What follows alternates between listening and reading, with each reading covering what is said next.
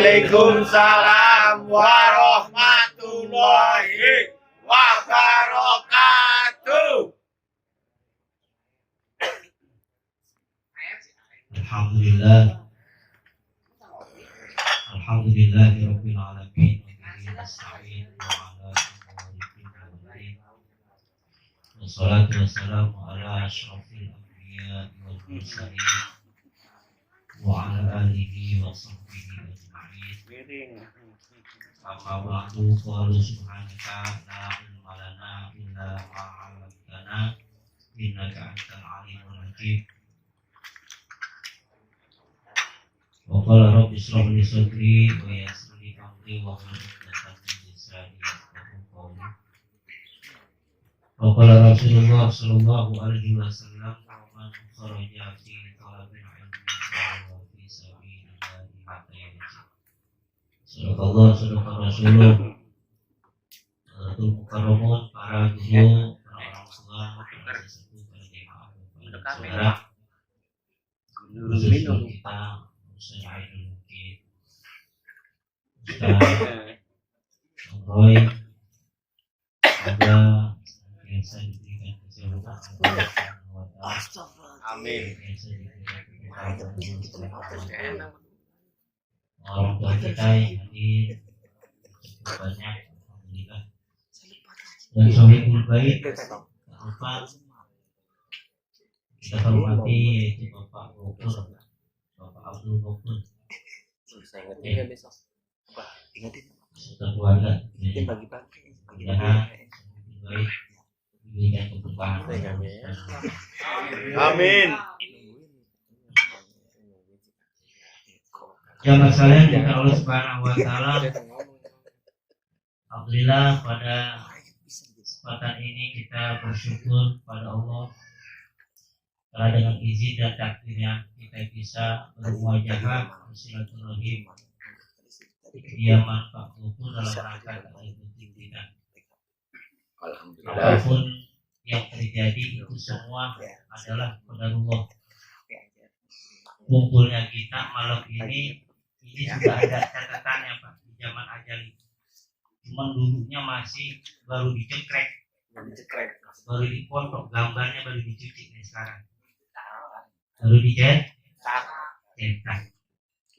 Belum ketahuan sapa-sapanya orang-orangnya. Alhamdulillah, mudah-mudahan kita senantiasa diberikan istiqomah dalam rangka taat ibadah kepada Allah Subhanahu wa taala. Amin. Selama masih Allah kasih kesempatan, sehat, umur panjang, alangkah bahagianya jikalau kesempatan itu, nikmat tersebut kita pakai untuk ibadah, untuk taat kepada Allah Subhanahu Wa ta'ala. Inna sa'adata kulla sa'adati tuhukum bi fitwatillah. Sesungguhnya kebahagiaan di atas kebahagiaan adalah panjang umur dalam rangka taat ibadah pada Allah Subhanahu Wa ta'ala. Salawat juga salam juga dilimpahkan kepada junjungan Allah baginda Nabi Muhammad Sallallahu alaihi wasallam. Semoga kelak kita dapat sampai nanti di dunia. Amin. Jamaah yang saya hormati, Allah itu zat yang maha rahman, yang maha rahim. Allah maha pengasih, juga maha penyayang. Selain Allah punya sifat ulas kasih, penyayang, sebaliknya di sisi lain Allah juga ada kalanya gedek, benci, godok kepada hambanya, model-model kita. Jadi kebalikannya, sayang adalah benci. Bayangin Pak, kalau kita digedekin sama Tuhan. Ya, Bapak pernah nggak dirahak sama bini? Pernah. Ya Allah, jujur amat. Sabar ya. Sering. Gak enak banget. Dikit-dikit nama bini gak enak. Nah, Dunia makan, hampa. orang dilayanin, tidur, orang ditemenin, pakaian orang dicuciin, Nah, pulang orang dibukain. Iya, curhat. Saya perwakilan ini.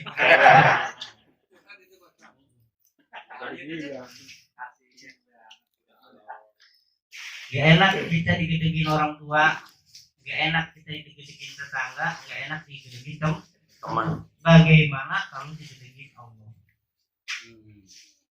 Auzubillah ini. Jadi. Tapi dalam hadis qudsi Allah pernah mengatakan inna rahmati taghlibu ghadabi. Sesungguhnya rahmatku ini dapat mengalahkan murkaku. Jadi sebenci-bencinya Allah ini tidak dapat mengalahkan Rahman dan Rahimnya Allah. Beda sama kita. Kita kalau udah tiga orang sampai mati, baru gue tanya lu. Bener Pak? Iya, Ada yang begitu? Sampai gitu. Dalam amat itu ya. Jadi intizarul faraj. Sekiranya Allah itu nggak suka, benci, murka dengan kita, ada ya kesempatan atau masa di mana Allah masih tunggu. Barangkali ya, kalau kita belum benar, besok benar. Kalau belum ingat, besok ingat. Kalau belum sadar, besok sadar. Masih dikasih nikmat, dikasih waktu, dikasih kesempatan, masih dikasih sehat itu zalul faraj. Karena Allah adalah Maha Pengampun. Lebih luas pengampunannya daripada dosa kita. Walau min zabalil bahri, dosa kita banyak nih, sebanyak buih di lautan, pengampunan Allah lebih luas. Ya. Besarnya maksiat dan dosa kita, Allah Subhanahu wa taala tetap sayang sama kita. Yang penting kitanya kudu benar, kudu sadar, kudu eling, kudu ingat. Makanya kata Nabi Shallallahu Alaihi Wasallam, ada beberapa perbuatan yang dapat memadamkan, meredam murkanya Allah Subhanahu Wa Taala. Saya kasih contoh. Ini kalau bahasa gabusnya analogi. Masya Allah. Luar biasa. Bapak tahu kan, misalkan bini bapak lagi gede, bapak nggak ditanya. Kadang bisa sampai diurak. Diusir kan? Aku lah. Orang. Urat. Bapak tahu nggak kelemahannya gimana? Marah banget istri. Bapak tahu dah kelemahannya apa? Merahan kan. Dikasih merahan. Nyengir nggak kira-kira? Wah, Nyengir. Sumringah. mau kopi apa katanya? Hah? Kopi apa? Bini bapak sakit ini misalkan ini mah dibawa ke sono ke Joni, ya panas orang adem-adem udah diingus 3 botol bawa lagi ya kan, keyakri belum adem-adem, bagaimana caranya Bang ademinnya? Oh, toko Bawa emas. ke toko Emas. ada lagi gitu, adem rerep.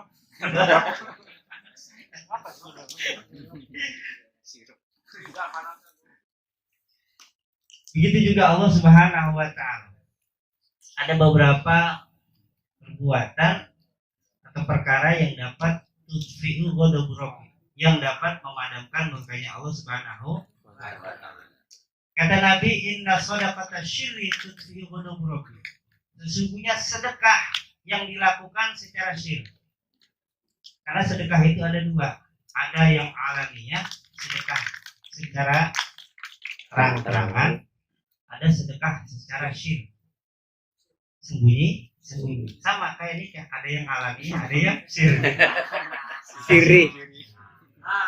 Nah, ini nih. Jadi orang yang bersedekah dengan cara yang syirik, ya, sembunyi-sembunyi, ini dapat menarik, ya, rahmatnya Allah, menjadikan Allah senang, Allah suka, yang tadinya gede jadi jadi orang. Yang tadinya Allah murka jadi senang. Gitu. Cakep banget itu. Sebab kita itu kadang kalau berbuat baik kan umumnya kita kan pengen dilihat orang, pengen diketahui orang, bahkan pengen disebut. Gitu. Bagus, nggak apa-apa. Sedekah mau terang-terang bagus, mau sembunyi-sembunyi juga bagus. Tapi di antara keduanya, sedekah itu antara alania sama syirik, yang paling bagus adalah Sir. nikah. Yang alania sama syirik yang paling bagus Terang-terang.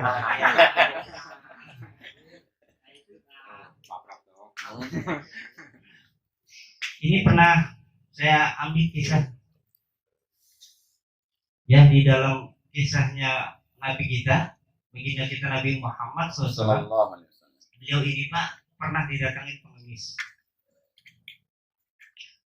Pengemis ini nyampe ucap salam, uluk salam kepada Nabi, minta makan.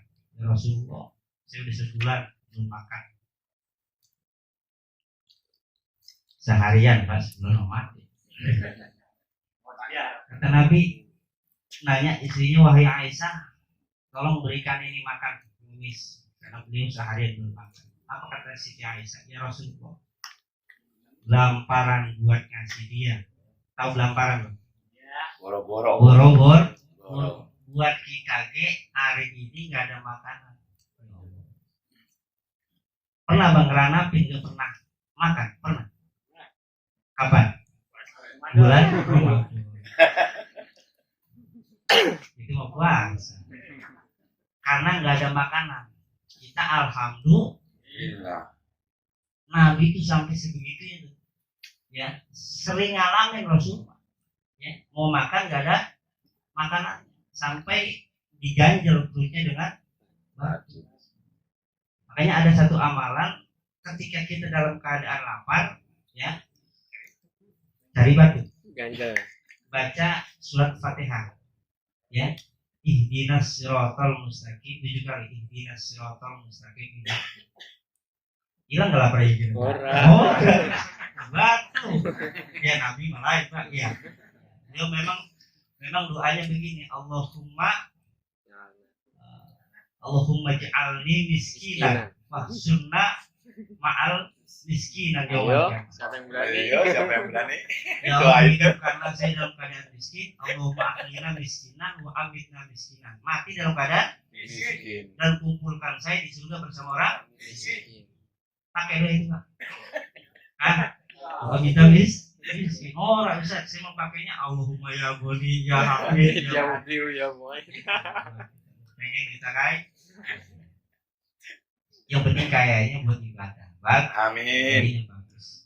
Akhirnya Rasulullah itu Pak, kepada orang yang minta pantang, Rasulullah nolak memberi. Kalau udah dipinta buat Nabi pantang nggak ngasih. Apa yang bisa dikasih? Makanan nggak ada. Akhirnya Nabi ngasih pakaian. Bahasanya mungkin pakaian yang paling bagus Rasul punya. Saya nggak bisa ngasih ini, ya, makanan. Saya cuma punya ini. Dan ini berharga. Satu sisi ini adalah pakaian saya, yang kedua ini pakaian terbaik yang saya punya. Akhirnya pengemis itu pintar Pak. Sampai di pasar dia sayang barang. Ini pakaian Nabi, ini pakaian Rasulullah. Siapa yang mau dan siapa yang minat, saya jual dengan harga 100 juta. 100 Juta. gede gitu Pak. Pernah ngedit segitu? Belum, jangan bilang orang. Belum, kalau pengen ke rumah aja, ke rumah saya. Menghayal bareng-bareng. Kita nangis bareng-bareng Pak. Kita lagi belum. Akhirnya di situ ada agen, orang yang punya toko, taruhlah agen, dan dia matanya buta, nggak bisa lihat. Dia nyuruh budaknya, lu datengin itu pengemis yang lelang dan jual baju Nabi. Kalau lu bisa dapat, ya lu gua bebasin. Sebab zaman dulu masih ada perbudakan. Akhirnya dapat tuh budaknya tuh, dikasih ke pemiliknya. Ya enggak, akhirnya dia tabaruk dengan barokahnya pakaian Rasulullah, diusap itu pak matanya. Ya, Masya Allah. Akhirnya sembuh, bisa dia. Dan saking senangnya dia nyampe, dia ngiklik rumahnya Nabi, dikasih lagi Rasulullah. Balik lagi. Balik. Siti Aisyah bingung, ya Rasulullah kok kenapa bisa begini? Ya kan? Kata Nabi, inilah keutamaan sedekah. Satu, dapat mengayakan orang yang miskin. Orang susah bisa kebantu. Teman butuh bantuan, pengen usaha, nggak punya duit, nggak punya modal, bapak bantu, dia bisa usaha. Dengan bantuan kita dia bisa nafkahin anak ini tuh, gua bantu. Dagang apa lo? Dagang cilok tuh 5 juta. Getuk. Goreng. Dagang apa lo? Getuk goreng. Hah? Getuk goreng. Getuk goreng tuh, gua modalin 2 miliar. Tamat.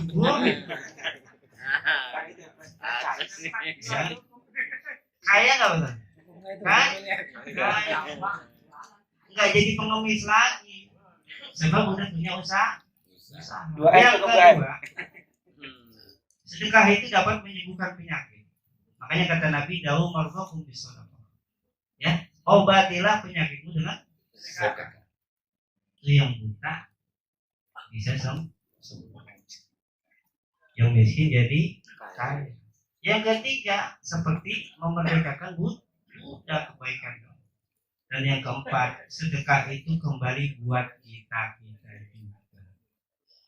Pahalanya buat kita juga. Manfaatnya, kebaikannya buat kita juga. Makanya sahabat Nabi itu Sayyidina Umar lah, atau Sayyidina Utsman, beliau itu kalau ngasih gandum Pak, itu ke orang miskin pas orang pada tidur, pas sepi, ya, di depan pintu, pas besok bangun pagi-pagi tahu-tahu udah ada sekarung. Saking yang dijaga, ya, bahasanya tangan kirinya nggak tahu apa yang diperbuat tangan kanan, nggak ada yang tahu kecuali Allah Subhanahu wa Ta'ala. Jadi sedekah yang demikian inilah yang dapat memadamkan murkanya. Aturan Allah itu jadi orang jadi senang, jadi saja. Yang kedua, wasilaturrahim. Ya, silaturahmi. Ini aturan Allah gede jadi saya. Kenapa? Karena kebaikan silaturahmi. Wa tazidu fil umri. Silaturahim itu juga dapat nambahin, manjangin. Silaturahmi ada 3, Pak. 1, silaturahmi bersama orang yang masih hidup. Kumpulnya kita di sini. Ini silaturahmi. Kalau nggak ada pengajian atau majlis, kayaknya susah kita ngumpul. Benar? Ya kan? Susah nggak? Ya kan? Yang gampang ketika ada media taklim, ada pengajian. Yang kedua kalau ada remi. Catur. Jadi wadahnya adalah taklim, medianya adalah majlis. Kita kumpul sampai silaturahmi. Kita bisa muajahah saudara kita, teman kita, guru kita, ya kan? Ini nambah ilmu, nambah kebaikan. Asraul khairi thawaban. Amalan yang pahalanya paling cepat alokasi adalah silaturahmi. Silaturahmi. Kebaikannya paling cepat Allah balas itu silaturahmi pahalanya. Guru lagi pahala, saya main misalkan rumah ke angkot, dia langsung buru-buru nyari rokok, Pak. Ya kan? Segitunya sudah alhamdulillah. Langsung keluar pahala makanannya, ya kan? Pisang segala macam. Sakaran.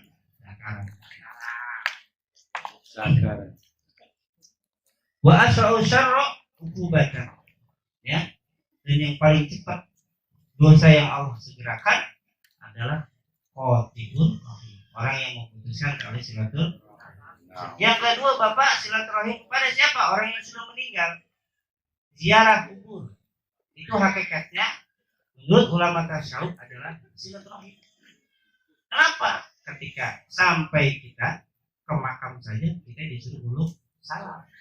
Assalamualaikum ya ahlal kubur. Wa inna insya Allah itu la itu. Dan yang ketiga salam, ya silaturahim kita dalam rangka uruj kepada Allah Subhanahu wa taala di dalam sholat. At-tahiyatul mubarakatus sholawatut thayyibah. Dan hakikat silaturahim kita dengan Nabi di dalam sholat, dalam suluknya kita, salam suluknya assalamu alaika ayyuhan nabi wa rahmatullah wa barakatuh. Jadi silaturahim ini Pak, amalan yang dapat menambah umur, mendapatkan kebaikan yang paling cepat, dan dapat meredam daripada murkanya Allah Subhanahu wa taala. Banyak dah keutamaan. Makanya orang-orang yang dia memutuskan silaturahim ini dilaknat oleh Allah. Bahkan tidak masuk surga layak dikubur jannah. Jangan sampai nih Pak ya. Ya, makanya kan ini dimohon dalam doa taklim ya kan sama guru kita agar kita jaga silaturahim kita jaga kerukunan kita, ya kan? Kita jaga persatuan kita. Innallaha yarda lakum salasan wa yakrahu lakum salasan. Allah itu meridhoi 3 perkara dan membenci 3 perkara. Yang pertama, Allahu yarda an ta'buduhu wa la tusyriku. Allah ridho kepada kita tatkala kita beribadah dan kita tidak berbuat syirik. Wa an ta'tasimu bihablillah. Dan Allah meridhoi orang-orang yang senantiasa menjaga ya silaturahmi. Menjaga ikatan silaturahmi. Yang jangan sampai kita tafarraqu, bercerai. Dan yang ketiga kata Nabi Shallallahu Alaihi Wasallam, orang-orang yang gemar melaksanakan amal soleh, ya, sebab ketika dia melaksanakan kebaikan, amal soleh, maka amalan tersebut dapat menghapus kesalahan-kesalahannya. Kalau sedang innal hasanat yudhibnas sayyi'at. Minimal Pak, kebaikan kita itu dapat ya, menghapus dosa, ngurangi dosa, sebab nanti di yaumul mizan antara baik dan buruk kan ditimbang. Ya, kita nggak bisa baik selamanya. Ukuran kita kadang salah, kadang benar, kadang ingat, kadang lupa. Kebaikan kita salah satunya malam ini menjadi amal soleh buat kita. Ini menghapus kesalahan-kesalahan kita yang lalu. Makanya keutamaan orang yang duduk di majlis taklim, ya, ini pahalanya luar biasa. Dan ini dapat menghapus dosa-dosa kita, ya, dosa yang kita lakukan di hari-hari kemarin dan di tahun-tahun yang kemarin. Yang keempat kata Nabi, wa inna qaula la ilaha illallah tadfa'u an qailiha tis'atun wa tis'ina baban minal bala wa adnaha alhamdulillah. Allah Subhanahu wa taala ya hilang atau tidak benci, tidak murka lagi kepada orang yang selalu membaca kalimat zikir ini. La ilaha illallah. Kalimat ini kata Nabi tadfa'u an qailiha, dapat menolak daripada 99 bala. 99 bala. Wa adnaha alhamdulillah. Bala yang paling ringan itu adalah bingung. Pernah bingung? Pernah. Sering. Pernah sering. Jadi sering bingung. Itu bala. Galau. Ya. Sedih mulu. Khawatir mulu. Bingung. Asal napas panjang Ya. ya. Stuck mati. Ya. Asal kekecek Tahu kecrek Pak? Bingung. Makanya kalimat la ilaha illallah ini salah satunya dapat menghilangkan ya yang namanya alhamdulillah. Inilah kalimat yang dibawa oleh malaikat Jibril ketika dia mengatakan kepada Nabi, manazaltu bi kalimatin a'dhamu min kalimati la ilaha illallah. Tidaklah aku diturunkan oleh Allah Subhanahu wa taala kecuali membawa kalimat di antara kalimat yang paling utama hanyalah la ilaha illallah. Kenapa? Karena kalimat inilah yang menjadi benteng buat kita agar kita kuat iman kita, selamat daripada tipu daya setan. Setan ini pernah ngomong Pak Rasul, sebab Nabi bisa nih, ya Rasulullah, akhlaqun nasi bidun. Wahai Rasul, sesungguhnya aku dapat mengalahkan manusia itu dengan dosa.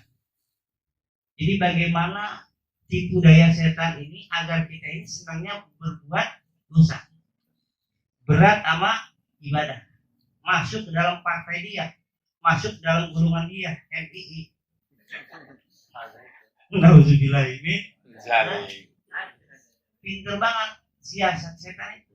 Setan ada dua, ada setan dari jenis orang, ada setan dari jenis jin. Setan dari jenis jin itu yang suka ngebisikin kita. Setan dari jenis orang bagaimana Pak? Nih, CP. Assalamualaikum. Salam. Mana ini? Tuh, kata Mas Sarno. Ayolah kita diklik.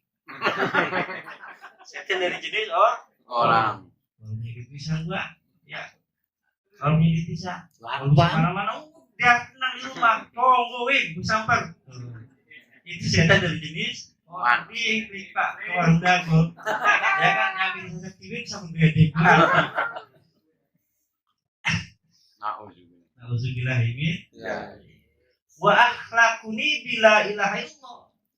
Aku bisa mengalahkan manusia dengan dosa dan aku dikalahkan dengan mereka selagi mereka mengucap la ilaha. Illallah. Inilah kekuatan benteng yang Allah Subhanahu wa taala berikan kepada kita. Kalimat zikir la ilaha Illallah. illallah. Mudah-mudahan Allah Subhanahu wa taala senantiasa merahmati kita. Ya Pak ya? Amin. Kita sadari kita ini banyak salah, banyak khilaf, banyak dosa. Tapi ntar kita ingat lagi, tapi ntar kita lupa lagi. Kan gitu kita ya? Iya enggak? Ntar kita semangat lagi, ntar kita ngedon lagi, iman ntar naik lagi, ntar turun lagi, begitulah kita. Mudah-mudahan ya Allah berikan kita kekuatan untuk istiqomah padanya. Ya, alladzina qalu rabbunallah tsumma istaqamu tatanazzalu alaihimul malaikah alla takhafu wa la tahzanu wabshiru bil jannati allati kuntum tu'adun. Orang yang selalu membaca zikir la ilaha illallah masuk dalam ayat ini. Mereka lah yang istiqomah senantiasa kepada Allah Subhanahu wa taala. Kalau sudah begitu, insyaallah hidupnya diberikan ketenangan, hidupnya diberikan kesejahteraan lahir dan batin. Amin ya rabbal alamin. Al-Fatihah.